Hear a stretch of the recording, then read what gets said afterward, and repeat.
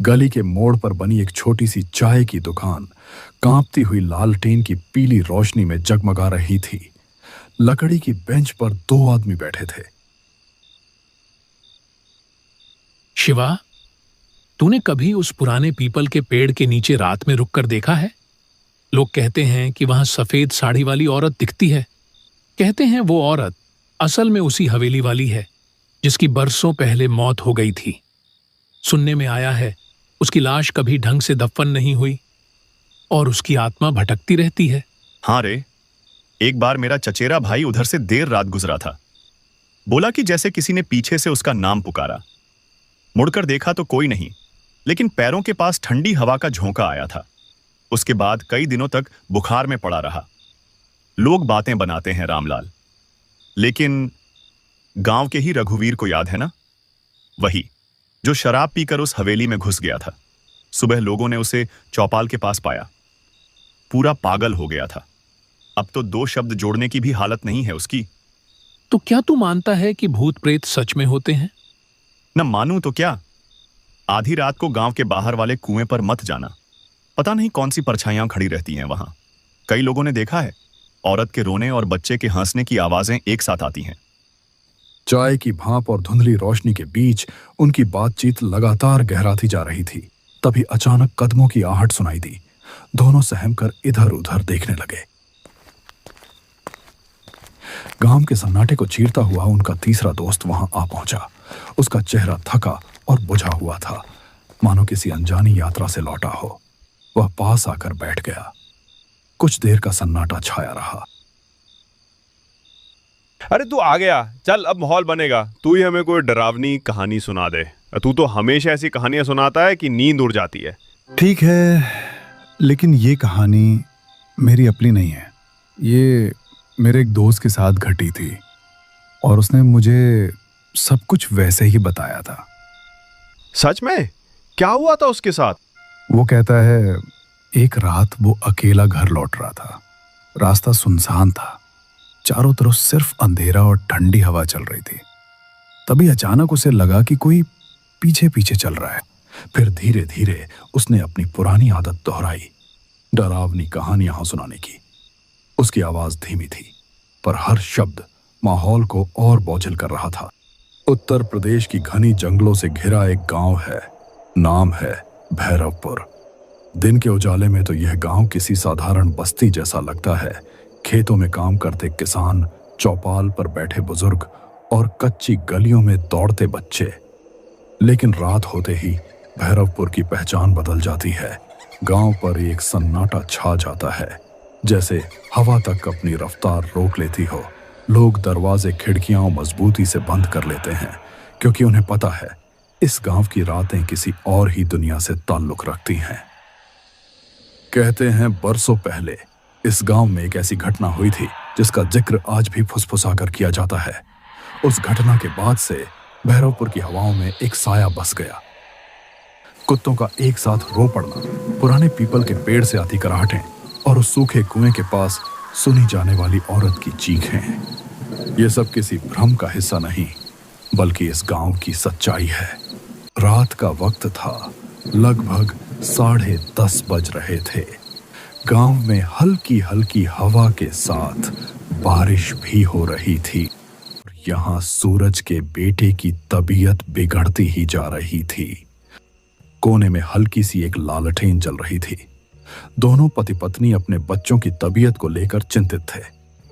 सूरज का मन तो था कि वह अपने बेटे को शहर के अस्पताल में ले जाए, लेकिन गांव वालों से उसने जो सुना था उसे सोचकर उसकी रूह कांप जाती थी कि कहीं उसके साथ भी कोई अनहोनी ना हो जाए।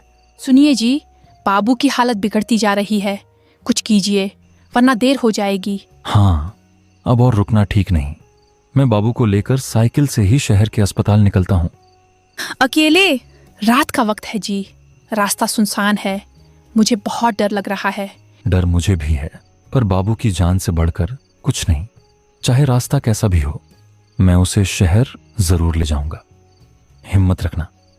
तुम घर पर बाबू की मां बनकर दुआ करना। मैं बाबू का बाप बनकर हिम्मत दिखाऊंगा।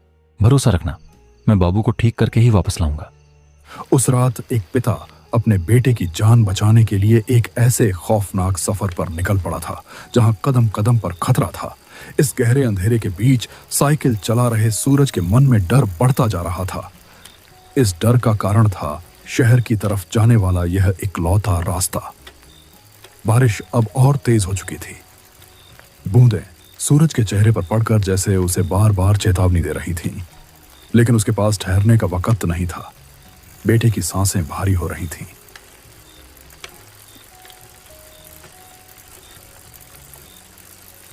और हर पल उसके हाथ से फिसलता जा रहा था।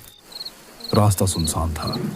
दूर दूर तक सिवाय काले अंधेरे और बारिश की आवाज के कुछ नहीं था। यह वही रास्ता था जिसके बारे में गांव में कई कहानियां सुनी जाती थीं। लोग कहते थे कि इस रास्ते पर रात में कोई परछाई चलती है, कोई अजीब सी परछाई जो साथ साथ चलती है और अचानक गायब हो जाती है। सफर अभी बहुत लंबा था, इसीलिए सूरज अपनी साइकिल तेज चला रहा था ताकि वह जल्दी शहर पहुंचकर अपने बेटे की जान बचा सके। लेकिन अब बारिश बंद हो चुकी थी। थोड़ी दूर आगे जाने पर सूरज को रास्ते में एक औरत बैठी हुई दिखाई दी। सूरज को यह देखकर बहुत आश्चर्य हुआ कि उसे रास्ते पर इतनी रात को कोई क्यों बैठा है। बेटा जरा रुक जा, ये टोकरी भारी है, मेरे बूढ़े हाथ कांपते हैं, उठा नहीं पा रही। अम्मा, मेरा बाबू बीमार है, मुझे जल्दी शहर पहुंचना है, वरना उसकी हालत और बिगड़ जाएगी। माफ करना अम्मा, अभी मेरे पास जरा भी वक्त नहीं है। अरे तू तो नेक लड़का लगता है, मेरी मदद कर दे बेटा, तेरे सिर पे दुआ रहेगी। ठीक है, आप अकेली हैं इतनी रात को। अच्छा बताइए कहाँ रखना है टोकरी, मैं उठा देता हूं। सूरज टोकरी उठाने की कोशिश कर ही रहा था, तभी उसने देखा कि वहां तो कोई है ही नहीं। उसका दिल जोर जोर से धड़कने लगा। हे भगवान, ये मैंने क्या देखा? अभी तो यहीं खड़ी थी अम्मा, फिर अचानक कहाँ गई? नहीं नहीं, ये जगह ठीक नहीं है। डर और बेचैनी उसके चेहरे पर साफ झलक रही थी। वह तेजी से साइकिल पर चढ़ा और अंधेरे रास्ते में भागने लगा, लेकिन किस्मत जैसे उसका साथ छोड़ चुकी थी। मुझे यहां से निकलना होगा, बाबू की हालत और बिगड़ रही है, जल्दी शहर पहुंचना है।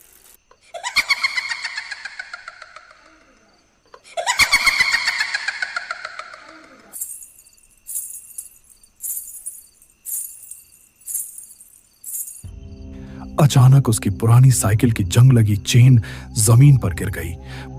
हे राम, ये क्या हो गया? अभी इस वक्त ही चेन गिरनी थी क्या? अगर मैं यहीं रुक गया तो पता नहीं क्या हो जाएगा। नहीं, मुझे किसी तरह चेन चढ़ानी ही होगी। और सूरज घबराहट में झुककर चेन चढ़ाने ही वाला था कि तभी उसकी रगों में खून जम गया। सामने वहीं खड़ी थी एक औरत, और वह औरत हूबहू उसकी पत्नी जैसी दिख रही थी। उस पल सूरज का मन मानो भर भरा कर टूट पड़ा। अरे तुम यहां कैसे? तुम तो घर पर थी ना? इतनी रात गए? इस सुनसान रास्ते पर कैसे चली आई? मत पूछो, मैंने रास्ते में एक परछाई देखी थी। वो लगातार मेरा पीछा कर रही है। मैं डरी हुई थी, इसलिए भागकर तुम्हारे पास आ गई। जल्दी करो, हमें यहाँ से निकलना होगा। बाबू को मुझे पकड़ाओ, मैं उसे संभाल लेती हूँ। तुम साइकिल ठीक करो। परछाई? ये कैसी बातें कर रही हो तुम? लेकिन अगर तुमने सच में देखा है तो मामला गंभीर है। अच्छा तुम बाबू को थामो, मैं चेन लगाता हूँ। हाँ जल्दी करो, वो कभी भी यहाँ आ सकती है। उसने सोचा शायद उसकी पत्नी ही है जो किसी तरह यहाँ तक पहुंच गई। वह कुछ पूछने या सोचने की हालत में नहीं था। थकान, डर और बच्चे की बीमारी ने उसकी समझ को कुंद कर दिया था। उसने बिना शक किए अपने बीमार बेटे को उस औरत की बाहों में थमा दिया। सूरज जल्दी से साइकिल संभाल कर आगे बढ़ गया।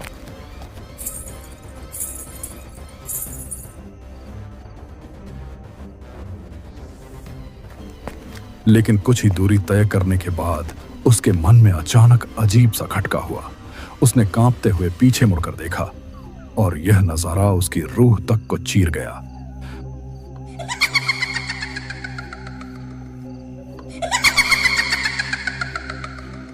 वहां उसकी पत्नी नहीं थी, सामने वही था जिससे गांव के बुजुर्ग हमेशा चेतावनी देते आए थे, छलावा।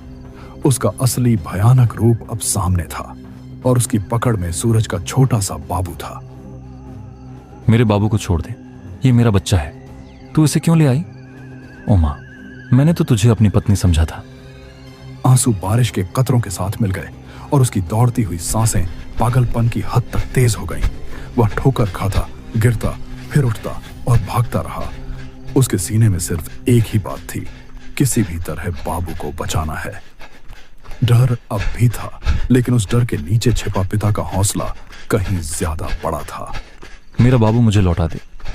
नहीं, ऐसा मत कर। मैं तुझसे हाथ जोड़ता हूं, मेरे लाल को कुछ मत करना, उसे मुझे दे दे। सूरज बेतहाशा अंधेरे में अपने बच्चे को ढूंढ ही रहा था। उसके कदम कांप रहे थे, दिल की धड़कनें तेज होती जा रहीं। तभी उसकी नजर सामने पड़ी। वहां टूटी फूटी पगडंडी के बीच वही चुड़ैल बैठी थी, लेकिन उस वक्त उसके चेहरे पर एक रहस्यमयी मुस्कान थी, मानो वह जानती हो कि सूरज का डर अब उसके कब्जे में है। नहीं, ऐसा मत कर। मैं तुझसे हाथ जोड़ता हूं, मेरे लाल को कुछ मत करना, उसे मुझे दे दे। हे भगवान, अब मैं क्या करूं? किससे मदद मांगूं? हे भगवान, मेरा बाबू मुझसे मत छीनो।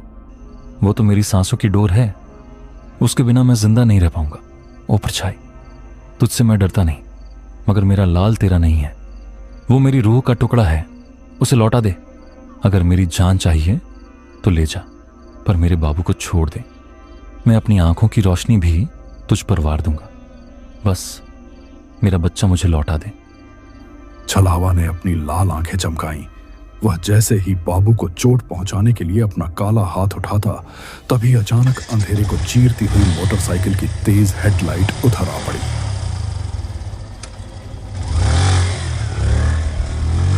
हेडलाइट की चमक और इंजन की गड़गड़ाहट ने माहौल बदल दिया।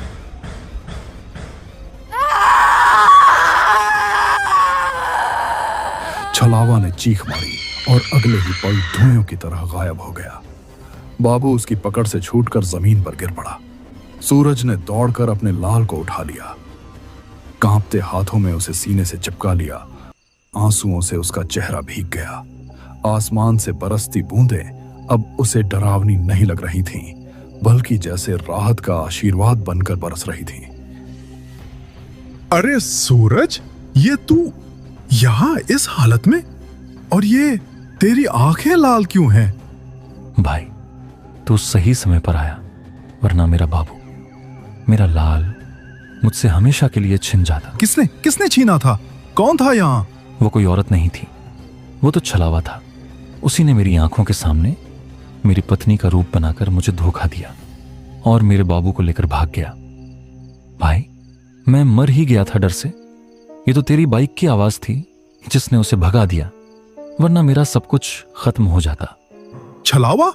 हे भगवान, मैं तो रास्ते में बस अंधेरे में कोई साया देख रहा था, तभी मैंने गाड़ी तेज कर दी। अच्छा हुआ जो मैं यही रुक गया। भाई, तूने आज मेरी जान नहीं बल्कि मेरी पूरी दुनिया बचा ली। तेरी ये मदद मैं जिंदगी भर नहीं भूल पाऊंगा। सूरज, घबरा मत, अब मैं हूं ना। देख, बाबू सुरक्षित है। हम दोनों उसे लेकर तुरंत शहर चलेंगे। तुझे अकेले नहीं छोड़ूंगा। उस अंधेरी रात में सूरज की यह कहानी गांव के दिल में हमेशा के लिए दर्ज हो गई। एक बाप की जिसने छायाओं और छलावे से टकराकर अपनी संतान को बचा लिया। उस रात ने यह साबित कर दिया कि डर कितना भी गहरा क्यों ना हो, एक पिता का प्यार उससे कहीं ज्यादा मजबूत होता है।